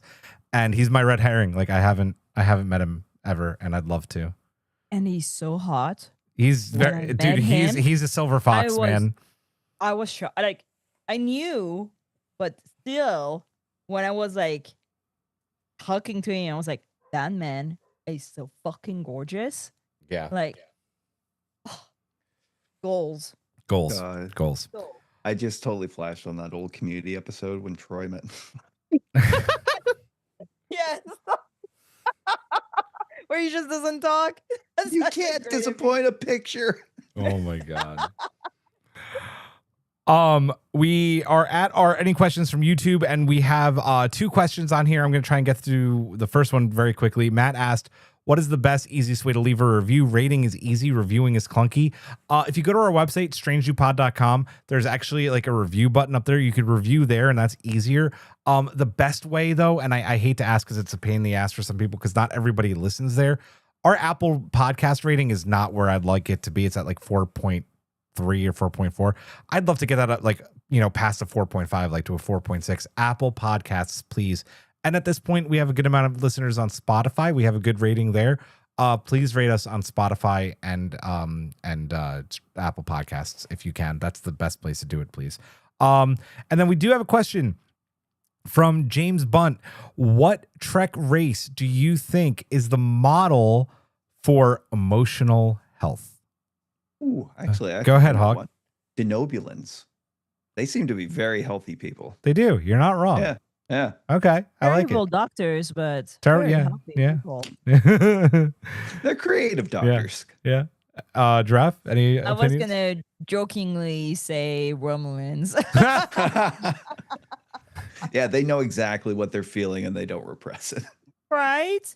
But I think, oh my god, I'm blanking on what I wanted to say. I just totally blank. I had an answer. MC Go until my brain went back. I think Trills really have it Okay. going on. Ooh, They, yeah. I mean, granted, they do have the advantage of many, many lifetimes, but they seem to understand things. They have perspective. I was gonna say Trills, but my second answer, that was where I was going, I think, is Betazoids. Yeah. Okay. Yeah. Yeah. It's all out in the open with them, right? Yeah, exactly. You're just like out there, and also you can understand what people go through. And I think a lot of problem with mental, like with empathy, comes from people not being able to relate. And I think Betazoid relates in a healthy way. So yeah. Betazoids. We are going to keep going for like a few more questions. I think I'm going to try to get through this whole list. What I think I'm going to do is I'm going to cut the podcast, like the audio version, off at like an hour and a half and do an outro. But then we'll stay live and continue with some of these more if that's cool with the crew. Yeah, so let's keep going. This will maybe be the last one for the actual show, and then we will do some more just for funsies here.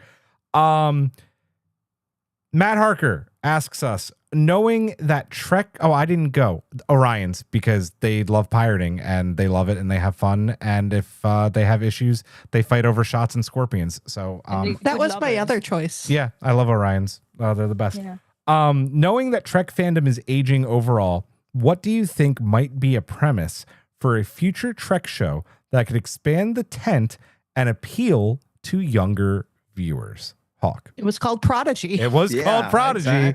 Exactly. I mean, like, that show was a great way of introducing Trek to kids. Unfortunately, it just didn't take. I mean, like, Paramount kind of did it dirty. wound up on Netflix for season 2. Like, it was a mere miracle we got season 2 out there and that for everybody. But yeah, that could have been. If they were gonna try it again, it's hard to say how to do it. I don't really know what appeals to the younger viewers now, so that's a big problem. No, just don't do the Stargate Universe thing. Draft, do you have an answer? I don't know, because I think that everything that Star Trek has put out this last year is for future viewers. Like, as we watch like TOS and it got me into Star Trek, I think there's something that Star Trek is for the next generation, pun intended. But personally, I think that Star Trek should explore other ways than just redoing itself. Like the big thing with Star Trek The Next Generation in that it was not TOS. And I think that Star Trek exploring totally different avenues is a way for the franchise to appeal to future viewers, because they've done TOS, they've done TNG, they've done Voyager, they've done DS9. Like, what else can this humongous, immense universe can do? And I think going the totally comedy way with, what Tawny Newsome is doing could be a thing. Going younger audience like the Academy can also be a thing. Yeah. But the thing, I know that wasn't a question, but I'm gonna say anyway, like, the thing I would love is Star Trek to go really like deeply like political, like the West Wing kind of thing. 100%. Like Love it. Endor kind of thing. Like, go in a very deep like reflection about politics and like mechanism of power, especially in the Federation. I think that would be really, really interesting. Or I've always been a proponent of saying I want HBO Rome, but done on Romulus. That Oh would my be, God, I that would would- love this. It's And like I my think, dream show. Yeah. I think Star Trek going out of Starfleet. Star I like Starfleet. Star Trek telling stories out of Starfleet could be really interesting. And I think that's something that also maybe future generation, may want to see, because Starfleet, with all its military aspect, hey Mariner, see you girl, but is starting to be maybe less relevant to a lot of viewers. So going to explore, planets and races and going maybe more science or more political could be a really interesting avenue for Star Trek. Nice. I like it. To back that up, another avenue is to explore what it's like living kind of like on the lower side of the Federation and that. I mean, we always see the Federation. Lower decks? Not lower decks, but everything outside Starfleet and that. Like, like when we're reading the novels and that, we get to see life outside of Starfleet and that. And it's kind of, it's pretty harsh, dangerous place out there. There's a lot of places that are like kind of outside of that Federation law that we see. And really, if they went a little dark, they could probably pull off like an Expanse style show based around the universe. That they could reframe Section 31 into that and Yeah. make it The good. year Yeah. that Michael Spence Oh my before God. Discovery shows Right? up, the Expanse way. It's what I want. With Endor, where like they go and they are like all those like worlds that are like cut out of the Federation or left. This, but also I don't think Star Trek has the balls for it. I know. I need that book. Like, I need that book made into a series so bad. Like, like Wonderlands by Wonderlands. Dr. Una Yeah. McCormack. Great Yeah. book. Yes. or Seven and Firewall. Yeah. It's Yep. Same thing. MC? So I'm going to be Debbie Downer with this, Uh-oh. and I don't think that there's anything that Trek can do I don't think that there is one show that Trek can make to expand the tent.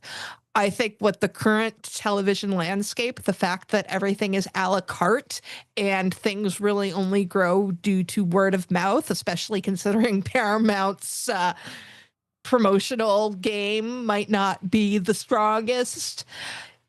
I think it's very hard to get people into things because we see these days with the series only running for 5 seasons because they think that's the limit for people being able to get new people into it. With something like Star Trek has this big heavy weight to it of lore, and even when you bring in a series that is completely fresh in a completely new century with a completely new crew, there is still that weight to it, at least as far as people who don't know Trek is. Now, that's not to say that I don't think Trek is expanding, and I know a lot of people talk about the Trek fandom dying or, the aging fandom. I am part of two fandoms where they started in the 60s, and so there's a lot of older fans, Star Trek and Doctor Who, and new fans do come in. And even if not always because of the new stuff that's out, a lot of times people come in because they find the old stuff. We're out of the days where you can just click through the channels and just come across Star Trek, which is kind of how I got into it. And I think how we all kind of got into it, where it was just stumbling onto it.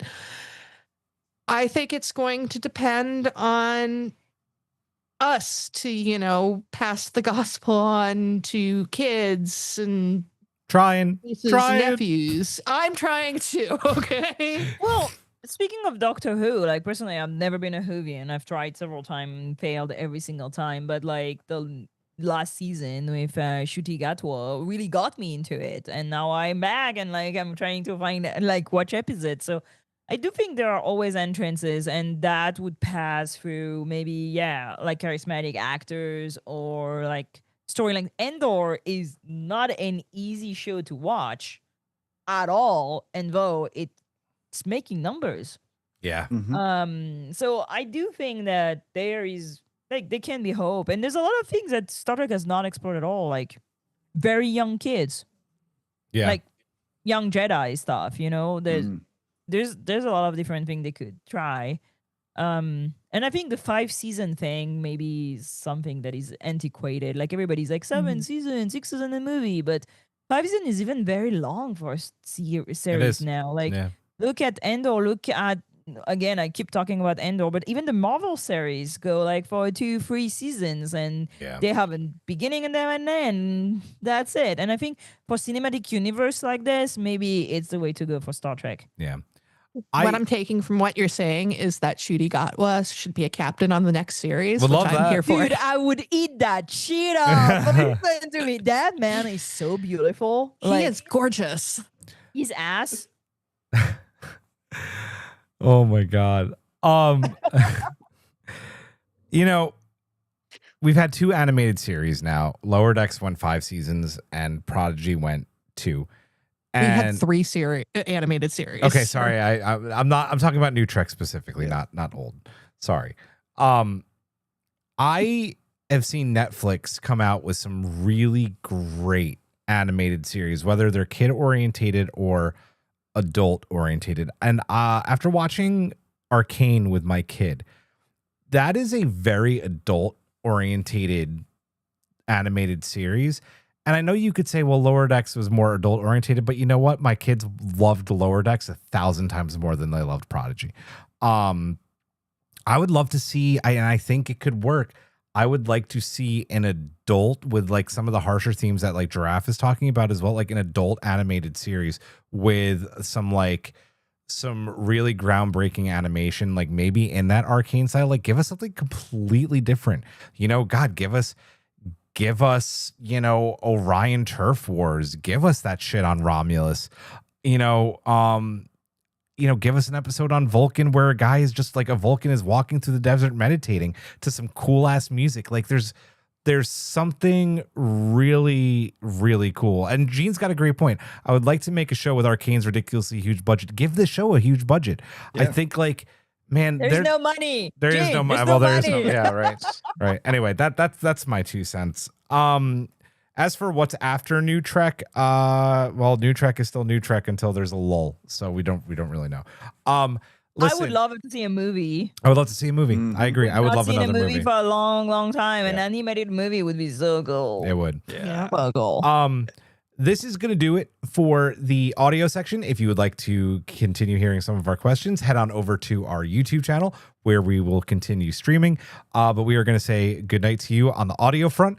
We will be back next week with our boldly going hailing frequencies, continuing the 5-year mission episode talking about New Trek TOS, and if that is something that is going to happen.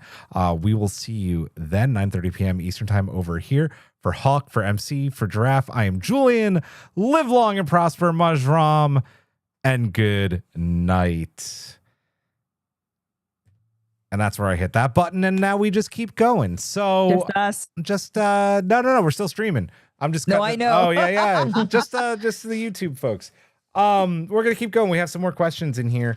And they are good ones. So this one's from Dana and is directed at you, Giraffe.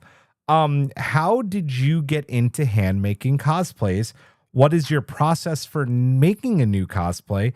Any advice for people starting to explore closet cosplays or handmade cosplays? Okay, how long do you have? That's a lot of questions, Dana. My first costume ever. So in France we don't have Halloween, but we have Carnival. And my grandmother, when I was 5, I wanted to be a princess because I was 5, and she used to sew because she was born in the 20s and would make her own clothes. And she was like, "We're gonna make one," and she mostly made it, but I felt like I made it. So it was always that thing where I felt like I could make the thing that helped me transform in whatever I wanted to be. And to be Downey Donner, a little bit Downey Donner, Debbie Downer. Debbie Downer. I was like, I tried. Sorry. It's like I didn't see myself in a lot of things on TV or in books, so I used to draw myself in books illustration. Well, be sad for me, please. And and I think cosplay and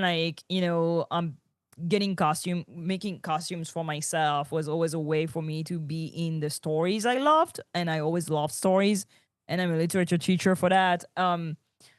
And then I think my process, and cosplay is for everyone, let's be honest, and the way you cosplay is your way, and whatever makes you feel good about yourself, or makes you dream, or makes you explore new facets of your personality.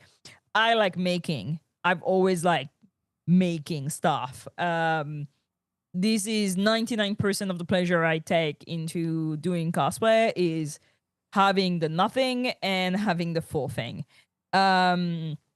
I also love learning stuff, so for me it's always I have this thing on TV that's like goal. How do I go from that, from like whatever I have in my in Johan's rip, rest in peace, whatever fabric I can buy, to there. And I've started by, hand sewing, hot gluing, to watching videos to learn how to sew, to harassing MC on how I could make some angles on hems, to buying patrons on Etsy, to stealing maybe allegedly a 3D printer that was not working and fixing it myself. Hey. For me, it's always how do I go from zero to that thing? And it's the mental challenge for me that really is cool. And then, I get to wear it, so that's pretty fun. But I'd say it's the least fun of part for me, actually. Is wearing it. That's very true. Yeah. The wearing it part is intolerable. intolerable. We were talking about it before we started recording, but the wearing part, and I think, and that's what we're talking about, a lot of people don't understand how physical cosplay can be. I've been running miles every day these last month because it's convention season, and it's so intensely physical to be able to be in heels, in corset, because that's how I do cosplay. Okay, that's not how you have to do it, but I love painting myself. I don't wear makeup in Julian knows me, and you all know me from my normal everyday life. I never wear makeup outside of conventions or anything, or recording. And painting my whole face, I've learned by watching videos and trying. And I have to say that also the way I do cosplay is really costly, and I can do it now this way because I work a lot. and I don't have children, and that's how I live my life. But it was not always the way I used to do cosplay. I just did a President Barbie cosplay, and I spent literally since the Barbie movie came out hunting that vintage Adidas tracksuit everywhere until I found it. I also love fashion, and I've always loved clothes, and I always loved what it means for people and what they wear and the colors and all this. So it's also a way for me to join all this into. I like the history of clothes. I like the craft of it. So yeah, did I answer? And You did, closet yeah. cosplay is Yeah. great. Closet Yeah. cosplay is great. Do closet cosplay. It's not a fucking competition. Like, do your thing and be happy doing it. I'm blessed that what I do got me opportunities, but it's never why I did it. Yeah. Great answer. So I know that Yeah. question was directed at Giraffe because fuck my drag, but I have a piece of advice I would like to give. I know we all love to make fun of William Shatner and his girdle, but Starfleet uniforms hang terribly on absolutely everyone. Mm. Get yourself a foundational garment. Hey, 1000%. there you go. Yes. I 90% of the time wear corsets, and they're really uneasy to wear, but all the way the body you see on TV, the bodies you see on TV are not real. But everybody, the bodies you see on TV are not real bodies, okay? Like the body you see on Instagram is not real body, right? It gets a lot of light, a lot of angle, a lot of posing, a lot of knowing how to do thing, a lot of like contouring, a lot of like corseting, a lot of tricks to look the way a lot of us look when we do cosplay pictures. Don't try to look like that all the time. Just do your thing. Nice. That's a great answer from both of you, honestly. Thank you so much for sharing all that, Draft and Embassy. All right. This is going to be, I think, a controversial question because I think we're all going to answer a little bit differently. This is from Jedi Cat. Has Strange New Worlds turned out as well as you hoped? Hawk.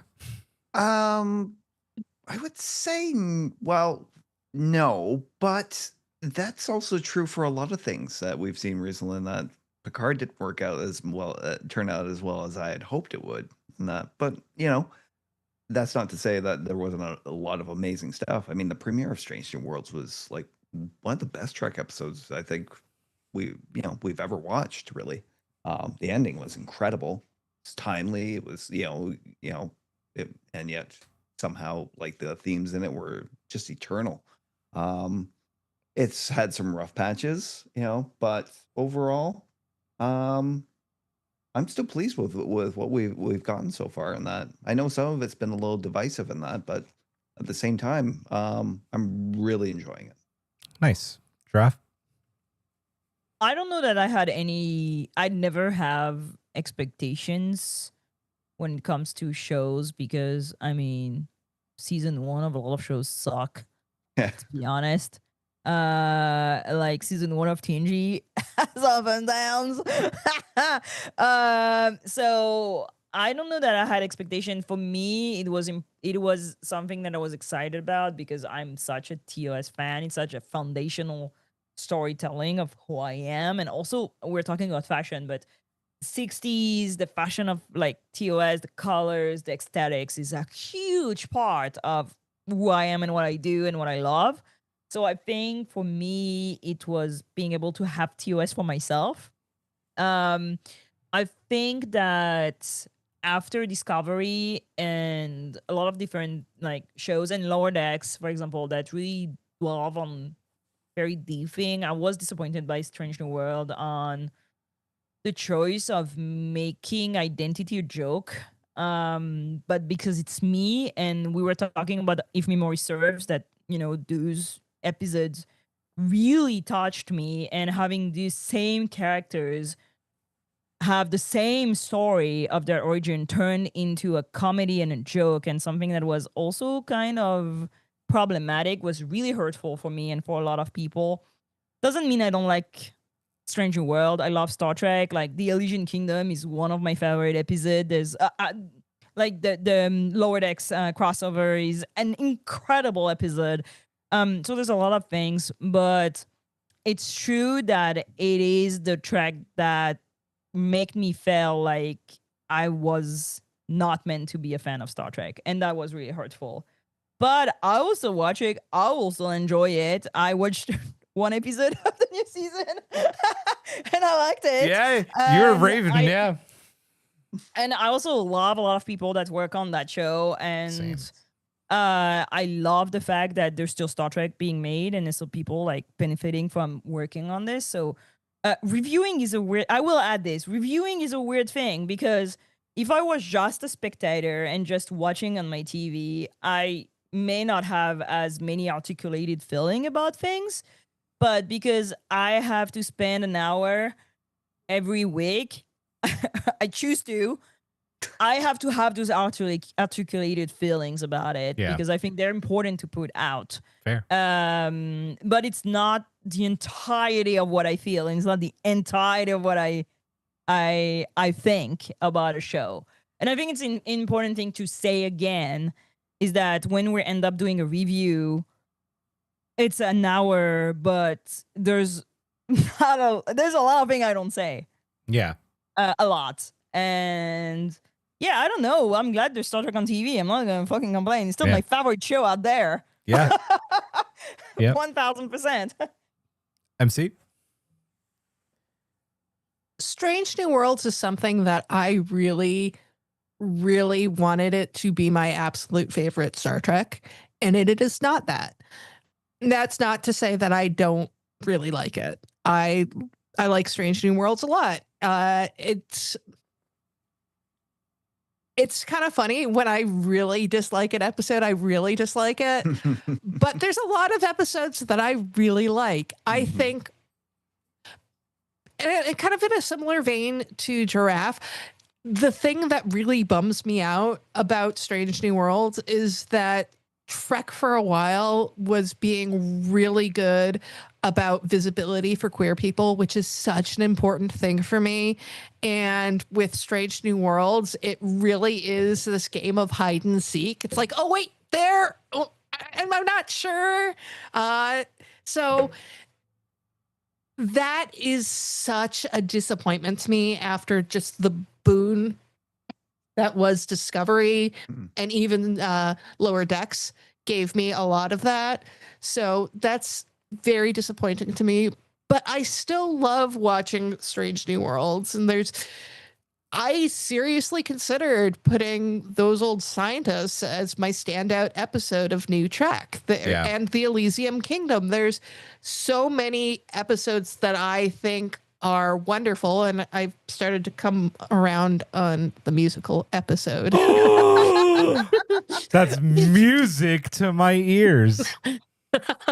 So yes, I love watching it. It's just when I really dislike it, I really dislike it. Fair. You know what I'm gonna say, guys. Yeah, it has, but I also, for me, like, I do love the diversity of Star Trek a lot, and we've talked about that a lot, whether it's Discovery or Lower Decks or Prodigy. But why it's worked for me is that Strange New Worlds is kind of just like my escape show. Like it's just I love it. I actually think that season 1 was a pretty perfect season. Like, absolutely. Like season 1 was fucking incredible. Season 2 had some rough spots. The premiere kind of was a clunker. Among the Lotus Eaters is probably one of my least favorite episodes of Star Trek of all time. Yeah. Yeah. But like, other than that, like, I really enjoy the show and I love the cast, and I could just know and like, listen, the other thing with Stranger Worlds too is Cecily and Caleb won't really watch Disco. They've watched Lower Decks. They did not really watch season 2 of Prodigy.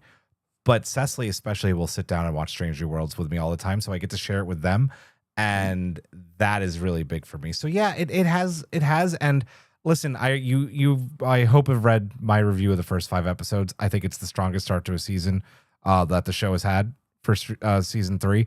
It's freaking fantastic, and I can't wait for everybody to see it. So yeah, for me, it has. But I think what Giraffe says is a good point. I just love having Trek on TV, and I want to talk about what Jim McMahon said, because I know from like the fandom point of view, like it sucks, and I understand the sentiment. Like going a year more between seasons hasn't helped, no matter the reasons why. And I understand the sentiment, but I don't necessarily agree, because all that wait has generated all the hype that has, this season has been hyped up. And I think not just the hype, but like it's gonna live up to it, right? Like we had a theater full at Tribeca of hundreds of people, ready to watch the show again. So I think that that hasn't really hurt as much as just some maybe like writing on some of the episodes. But and can I add that the lull between season was because of a strike. A strike, really, really important. And if these strikes, don't like touch the portfolio, don't touch the money, don't touch the economy, then they don't have weight. And I think that people wanting the show to happen is really helping all the incredible people that we know that work in the shows, from animators to composers to actors to editors. I talk to Matt Capacci almost like on a daily basis, and like he's stoked for people to see this show, like it's writers. Like what would be our shows without writers? Exactly. And, I think it's important to remember that there was a lull, but that was because of some strikes. Good people were trying to get a living out of doing the thing that we love. So yeah, exactly. Okay, this is a fun question. This is from Jill Woodman, who wrote, "What is the most unhinged moment in Star Trek and why? Hot takes, headcanon, absolutely welcome and encouraged." Hawk. Ooh, most unhinged moment. Unhinged, probably like end of season 2 of Picard, and that where the Borgatti. Oh god. Borgatti. In a bad way or in a good way? I mean, I would say that's a bad way, but you kind of like it. I didn't know which way to feel about it, and the fact that they just dropped it and it's like never came back to it. Yeah, definitely unhinged. Yeah, Trav. I think the crossover would have been unhinged for me if I didn't know before. But the way I learned how the crossover was happening was so unhinged that it stays for me kind of I can't reveal my sources, but it stays one of the most unhinged thing that Star Trek has done, where they're like, oh yeah, we're going to bring like this animated character into, that was crazy to me. And I'm so happy it worked well. But that's a good unhinged. Yeah. Fair. Bad unhinged, I think I would say Picard too. Just totally abandoning like huge chunk of stories, being like, this thing never happened. We don't know any of these people. I was like, this is crazy. Who is Agnes Jurati? You dragged me for 2 years with these people, and now they don't exist anymore. There's a hole in the cosmos with like cool Borg, and we're never gonna talk about it. That was crazy. I agree. I agree. That was insane. Yeah. Absolutely. MC. Oh, geez. This is like, I've been like sitting here trying to think of my answer while Hawk and Giraffe were talking. It's so hard to come up with the most unhinged without saying exactly what you guys have said, because those are just ridiculously unhinged moments.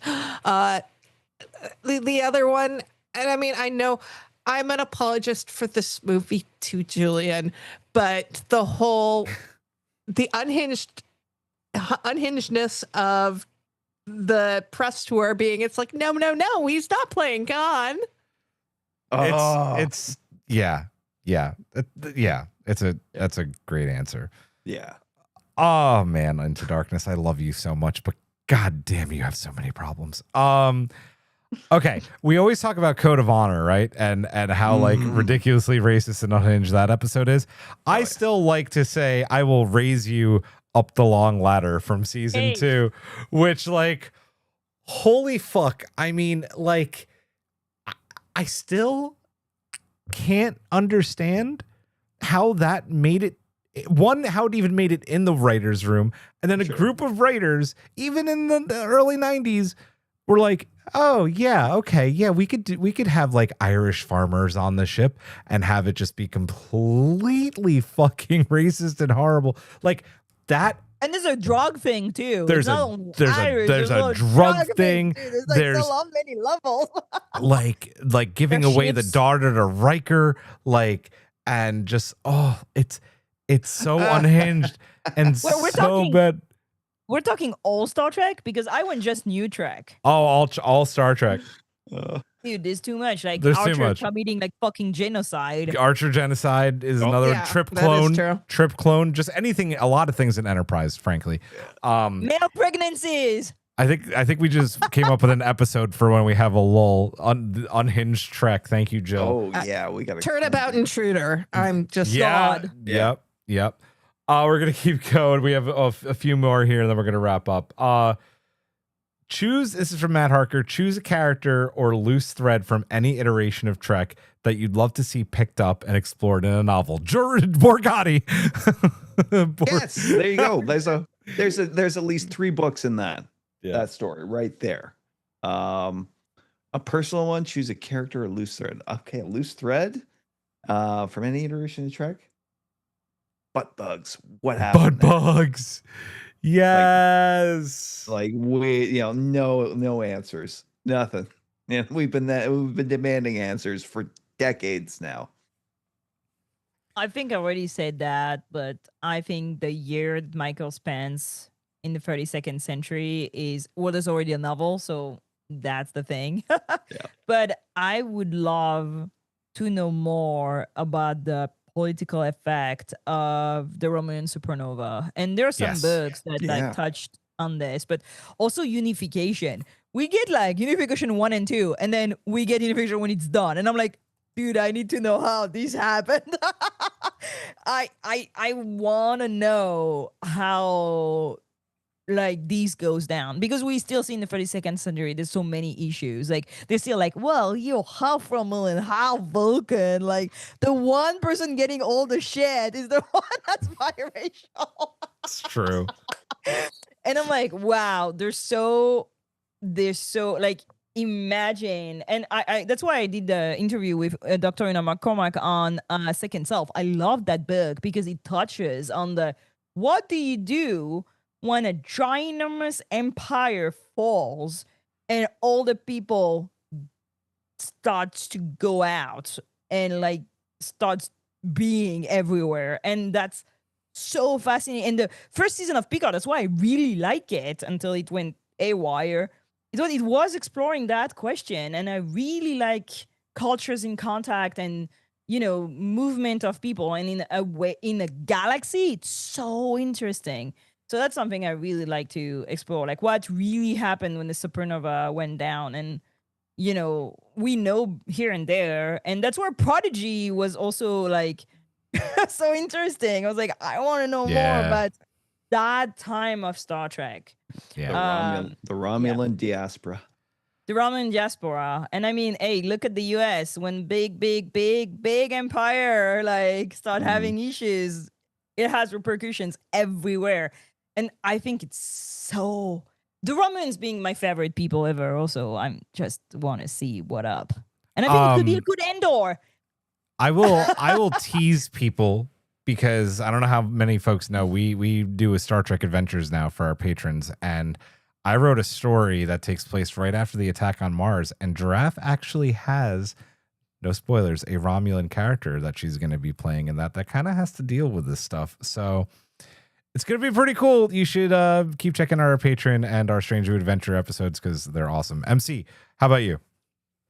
So I've been thinking about this, and I think I'm going to go with a very weird choice, and it's Kivas Fajo from the episode The Most Toys, because I love the collectors, because they're just so like not Ferengi, like they've got very Ferengi-ish ideals to them, but it feels a lot more organic. It's not like this is the species hat.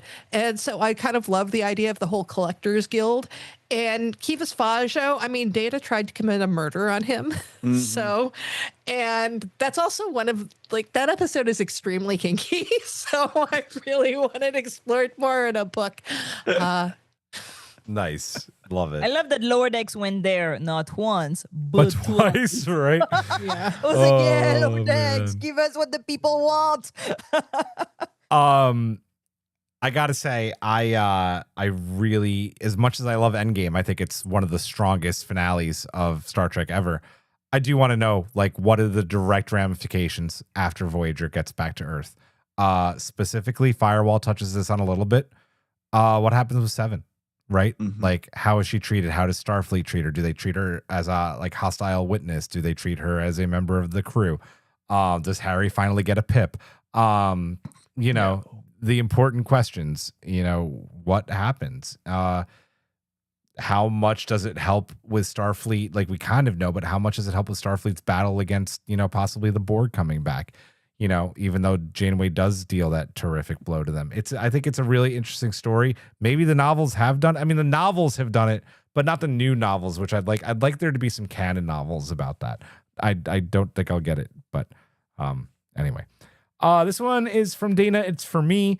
How has your background in podcasts helped you in starting and growing Strange New Pod? Okay, so that is a bit of a loaded question. I will say that I've been and I'm not saying this to be a cocky asshole.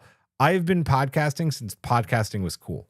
Back when Battlestar and Stargate were still on, like SG, tail end of SG-1, and then Atlantis and Battlestar Galactica, I was on a really cool forum called Frackit.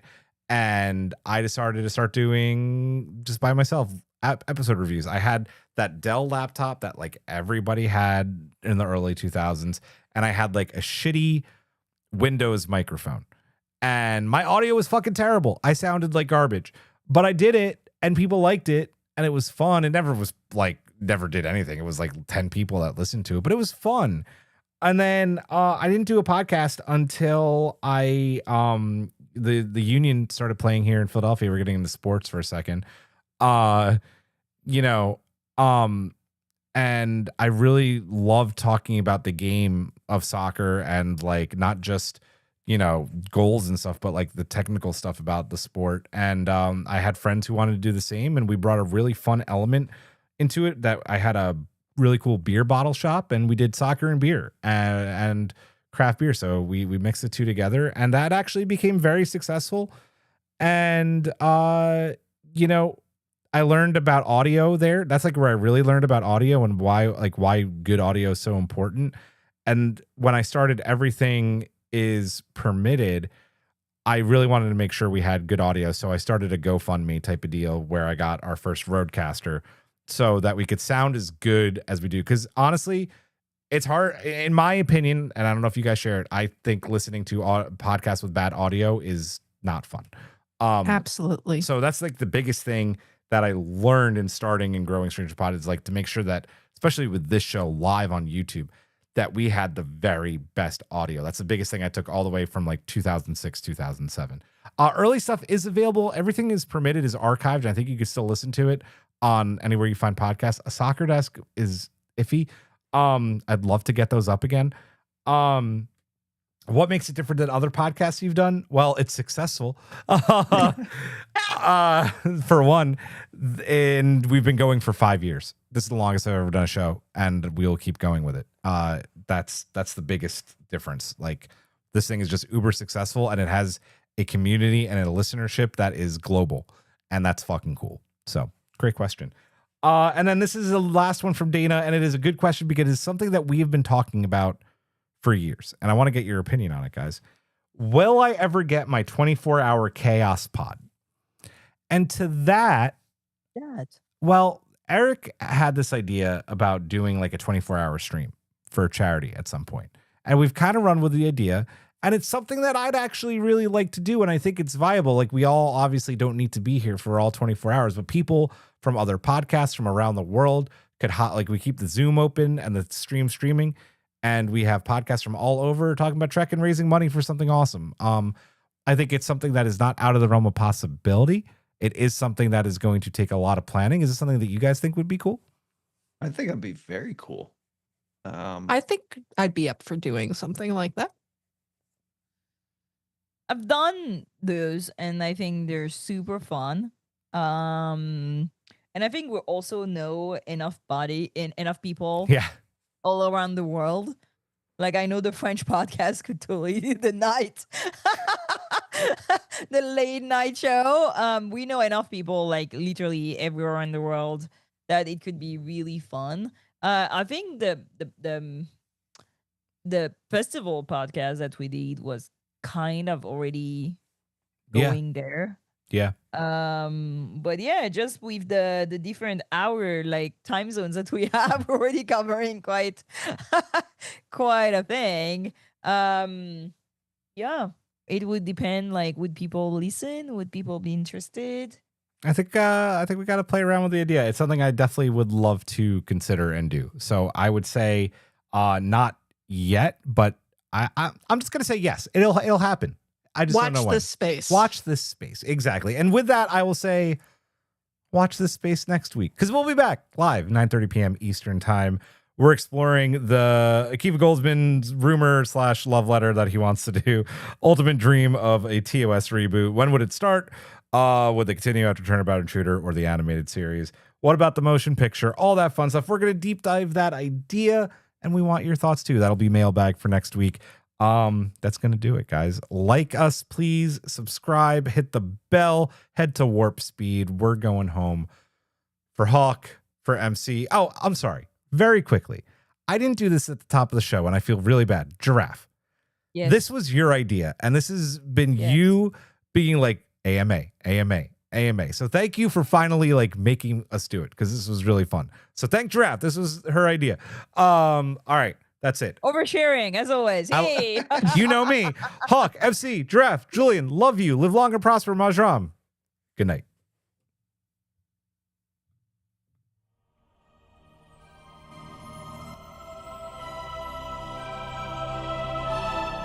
Thanks for beaming into our podcast today. If you want to keep the hailing frequencies open, you can subscribe on Apple and Google Podcasts, YouTube, and Spotify. Like what you hear? Put in a good word with Starfleet and leave us a 5-star review.